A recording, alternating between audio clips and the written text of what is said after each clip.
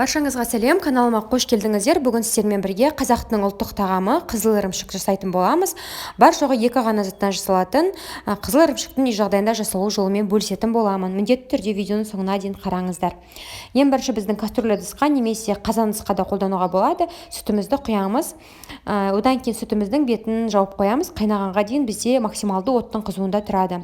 Сүтіміз қайнай бастаған кезде үстіне кілегейі шығып, яғни қаймағы шыға бастаған кезде біз ожауымыздың көмегімен сүтімізді сапырып аламыз. Жақсылап сапырыңыздар. Мендегі қолданып жатқан сүтім дүкеннің сүті 3,2%. Егер сіздерде үйдің сүті болатын болса, үйдің сүтін қолдансаңыздар да болады, өте күшті болып шығады. Міне мен жақсылап тұрып ожауымыздың көмегімен сүтімізді сапырып алдым. Енді қазір мен үстіне айран құятын боламын.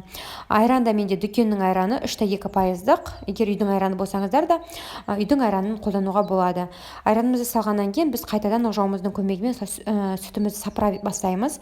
Сапыру барысында біз шамалы уақыт өткеннен кейін сүтіміздің ақырын іри бастағандығын көруге болады. Міне көріп тұрғандарыңыздай, қазір көрсем, міне осылайна міне жайлап біздің сүтіміз іри бастайды. Енді біз қақпағын осылайна кішкене ашып қана қоясыздар, осы видеодағыдай. Одан кейін қайттан бір жақсылап бұрқ етіп қайнағаннан кейін қақпағын ашып, осылайна араластыра бастаймыз. Сол кезде міне бізде сүтіміздің жақсылап іртіктене бастағандығын көруге болады. Енді біз осылайнан жақсылап іртіктеніп сары суы бөліне бастаған кезде үстіне қант салатын боламыз. Міне біз көріп тұрғандай сары суы бөлініп бастады. Мен қантымды салдым. Енді қазір қайтадан араластырып аламыз. Енді қазір қақпағын жауып, максималды оттың қызуы 9 болса 6-ға қойып, шамамен 1 сағат 40 минуттай қайнатып алдым. Осылайна 1 сағат 40 минуттай қайнады. Сол кезде біздің ірімшігіміздің ақырын сарғыш түске ене бастағандығын көруге болады. Одан кейін біз міндетті түрде осы ірімшікті жасау барысында араластырып тұруымыз керек, өйткені бізге түбі жабысып қалмауы керек.